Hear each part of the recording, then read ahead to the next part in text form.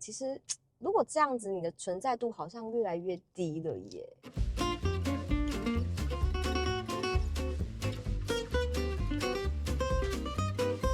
这里也有按摩，当然有啊。哇，你怎么不早讲？我也帮你开一下，你这个腰哦，背都要顾一下，不要最大。那个腰拜托不要强调好吗？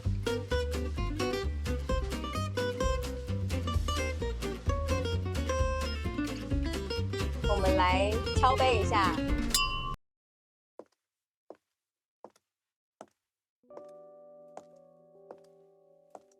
怎么样？这间不错吧？真的哎，你怎么知道？我想要做这间有点时间了。是哦。我看它一段时间了，因为它非常的新。我之所以会认识这间旅馆，跟 Skoda 有关系。当时 Kodiaq 的公办就是在这里。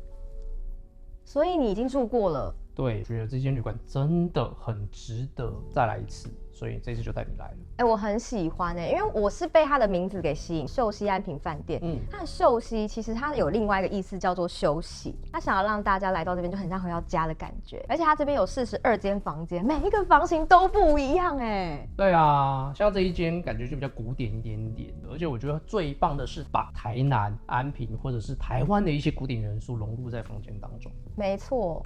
我看到它的饭店外面的外观应该是你会喜欢的设计。对，你想要加红砖。对啊，那个整个设计是非常有质感，而且不是水泥墙跟红砖而已哦，包含在室内里面，你会发现古早时期的窗花也会陈列其中，带一点那种台湾的元素，但你不会觉得很老旧。我已经把这里选择我在台南的第2个家了。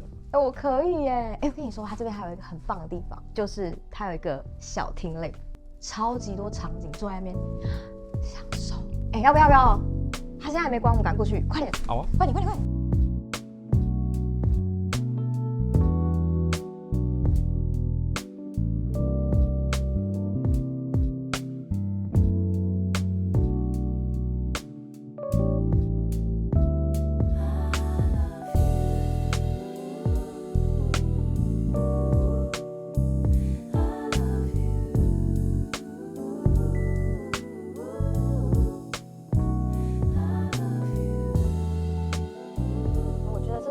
台南真的是来对了。对呀，不然夏天台南真的很热，真的会吓到我刚好发现前面这个设计有点像水晶感的，很特别耶。我们上次不是试驾 Kodiaq RS 的车款吗？跟这一台车好像有一点点不一样不一样哦，是说饰板的部分嘛？确实，因为中控台你会发现设计虽然非常的接近，但是这一辆 Super 特别换上了黑曜金柱造型饰板，所以呢，看起来就好像是一只一只的水晶柱一般。对啊，而且很有质感这个设计其实很少见。必须要说了，这真的是 Skoda 非常独家的配置，等于是说将原本波西米亚水晶的设计理念从外在引入到了内在，并且融入到车室当中。那另外我觉得另一点最棒的就是作为 Skoda 的旗舰车款，头灯里面会具备冰晶箭矢，并且尾灯会采用冰焰纹，这辆 Super 也同样配置。你是说头灯的部分有一个蓝蓝的那个像水晶的样式吗？对啊，很漂亮所以嘛 ，Skoda 都懂得把这些巧思一步一步的放在车款当中，并且做出区隔。像 Super 以及 Kodiaq 都有这样子的装饰。另外，在实际的照明方面，这辆车同样的也导入了 Matrix LED 2.0智慧复眼头灯，所以呢，你有没有发现夜间的照明同样也相当的清晰？我觉得外面照明很给力，内装也没在输因为它居然有这么多，你看，这是氛围灯的概念吗？对啊，这是环昌照明灯所以它只能是这个颜色吗？当然不会啊！来，前面不是有13寸的中央触控萤幕，有一个环昌照明灯任君挑选。它有很多颜色有冬季什么颜色？冬季是白色，夏季呢？黄色，海洋一定是蓝色。对，那它这边是主题式的气氛嘛？对啊，可是它就很直觉颜色，可是我想要一些比较特别颜色。个人化设定，你想要什么颜色，应有尽有。我要调紫色紫色很美哇！你想要什么颜色，它就可以给你什么颜色。这个就是 Skoda 的旗舰车款，有是不是？想要这个颜色，好适合台南夜访时候的氛围。这明明就跟刚刚的夏季差不多啊。哪有？这带一点橘，你这就是分不出口红的颜色的男人。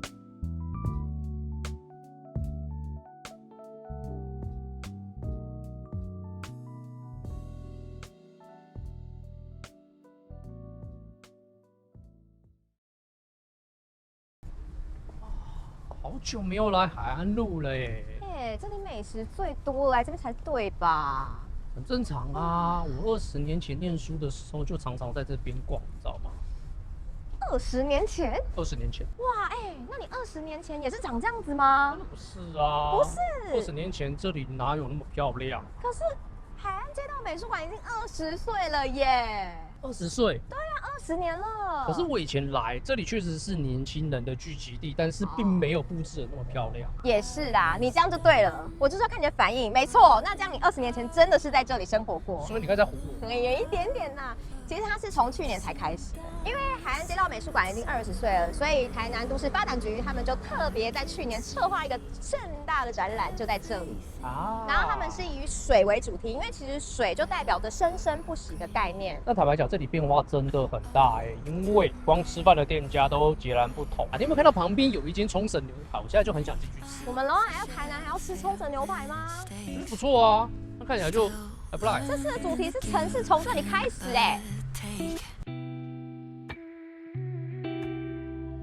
But I'm seeing everything the brand new. 好恶心哦！好恐怖哦！对啊，那个声音都蛮震动的。But I think I changed my mind. I was done growing up, had enough of chasing down the sun, but suddenly I can see everything evergreen. I won't profess I've got to figure it out. 你为什么要把吃完的蛤蜊排成这样子啊？丢垃圾桶就好了。看起来很舒服啊。你好奇怪哦。这也要写。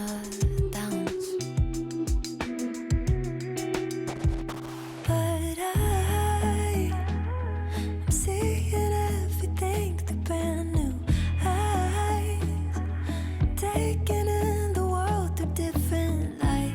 Thought I wasted all my life, but I think I changed my mind.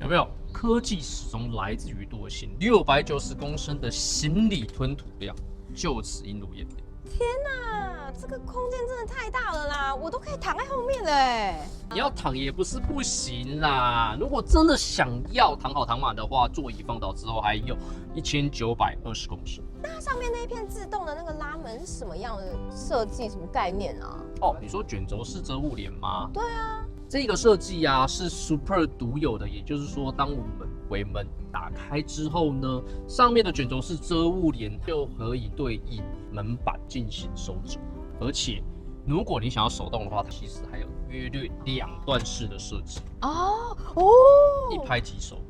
这很棒这感觉东西就不会晒到太阳。但是我觉得啊，有一个东西你应该会看到之后觉得更加的贴心。哪里呀？你有没有发现啊？这一个后车厢旁边有一个小门板，这是什么？打开之后呢，有2片很有趣的东西，这个叫挡板吗？没有错，魔鬼毡固定扣，好好的牢固在行李箱旁边。这样它就不会滑动了耶。这个设计很贴心哇，它的贴心真的很全面性你现在知道什么叫做聪明的就懂。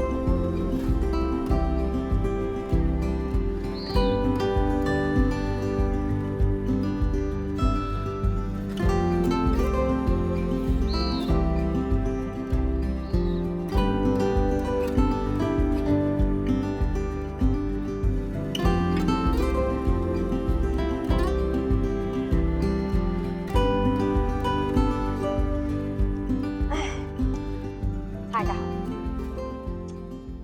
你现在真的是很熟悉耶，对啊，我真的是很熟悉、很了解它了，熟门熟路的。我都可以自己操控了。一上车第一件事就是要先按摩，开启通风，然后再帮你擦拭荧幕，看多干净啊！强迫症犯了是不是？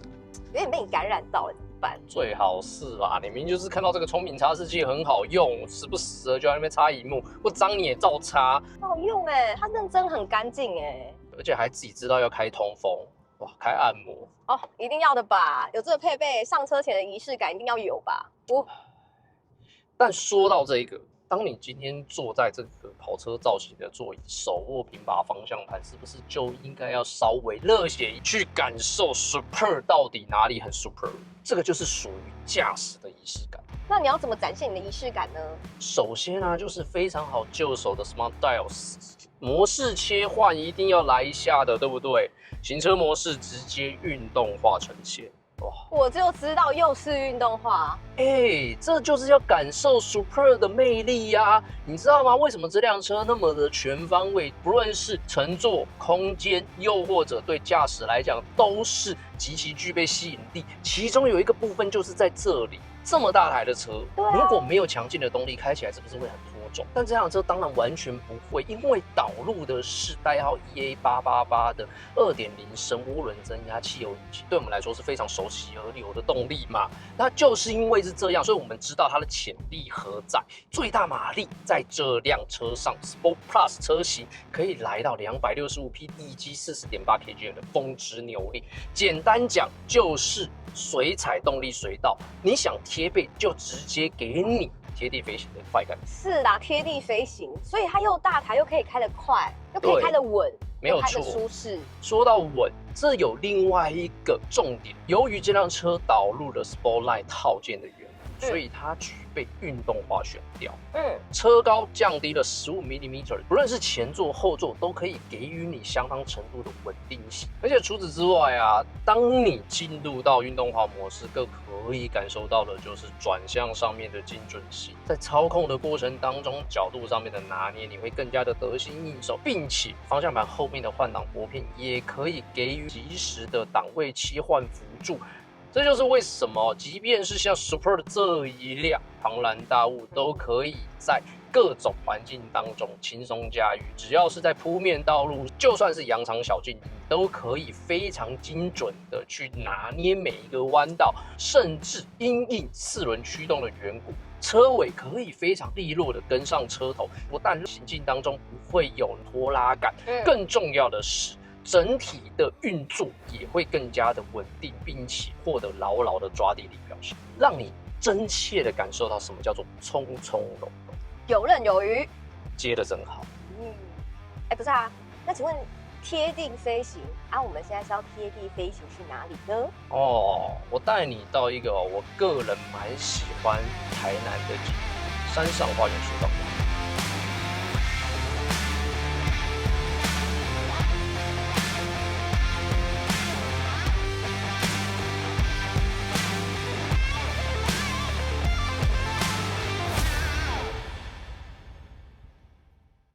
哇，滨野弥四郎技师铜像，为什么这边会有他的铜像啊？因为没有它就没有这个园区啊。山上花园水道博物馆其实就是以前台南的自来水系统发源地啊。听说也是南台湾那时候第一个自来水水厂，对不对？对，没有错。那其实滨野弥四郎他是苏格兰技师威廉巴尔顿的学生。那在日治时期，政府邀请威廉巴尔顿来规划这个的园区，可是后面实际的执行者就是滨野弥四郎。当时是大正元年，也就是西元1912年的时候。那这个园区其实设计非常的完善，所以它使用的时间非常的长，直到1982年的时候才交接给其他的园区供应台南的自来水。有趣的是，滨野弥四郎有一个非常有名的属下，就是乌山头水库的规划者八田勇一。哇，他们是有连结的。对，没有错。那其实这些人对于大台南地区都有非常大的贡献。不过我个人认为，来到这里最觉得值得欣赏的是里面工业与艺术结合出来的美感。我们还没有到里面吗？对啊。这只是外面。对，我带你到里面的建筑去看看。哇，好，我们来去看看。走吧。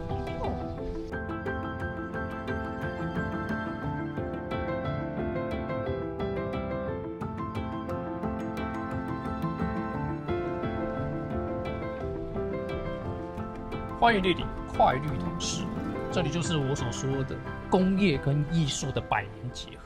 等一下，这一桶一桶的是放什么啊？水吗？对，这里全部都是快绿桶，一共有14座，全部都是当年从英国进口的。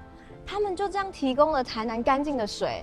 那因为在外面沉淀池的水会引到这里面，加入了化学药剂，还有一些药物，在进行2次的沉淀杀菌。其实这一些桶子里面啊，它还有叶片会进行搅拌，里面会进行所谓的反冲原沙这样子的作业。你说里面有叶片，可是我们现在又没办法进去看。里面现在看不到没关系，但是它旁边有摆一个模型，你就可以看到里面的剖面图。哇塞，我要去看。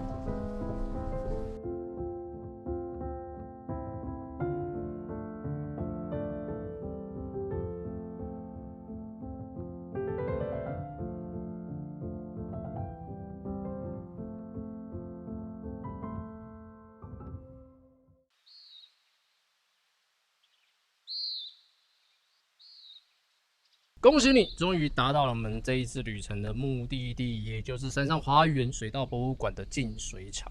那其实啊，你看，它像是一个建筑的门面，后面还有很大的腹底，可以为水进行储存、迂回、沉淀。哇，这么多功能，那它还真的是日治时期留下来的古迹的。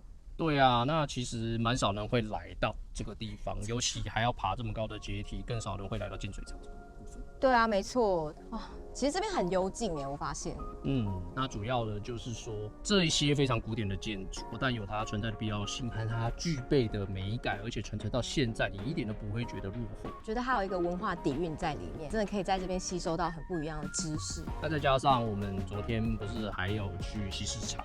没错，这次我们的行程其实都走偏日治时期的古迹耶，再加上我们住的旅馆，包含它建筑的风格，没错，你会发觉就是有一种历史的传承。我觉得比较多是我可以融入在满满在地台南人的生活里面。那其实这一整个的脉络，我们不但可以理解这个城市过往的一些背景之外，加上我们这一次所驾驶的这一辆 Skoda Super Combi Sport Plus， 你会发现整体的外观设计承袭了波西米亚的风情，以至于它会拥有比同级车更加古典的外貌，但是又拥有新颖的科技。我觉得这就有点像是古迹在台南生存，来到了21世纪，拥有这样子相对具备历史风情的环境之下，又享受现代的文明。不过资深车媒必须问你一个问题，我相信很多观众也很想了解。我们上次试驾 Kodi RS 嘛，对，跟这次试驾 Super，你觉得这两者之间的差异是什么？然后他们的推荐族群又是哪一些？因为我觉得两辆都很棒啊。你像问我副驾副驾其实我觉得两辆坐起来其实都很舒服。这个问题问得很好。首先必须要知道的就是Kodiaq 的车系它本身就是7人座的休旅，所以如果你今天有多人承载的需求的话，当然首选就会是 Kodiaq 车系。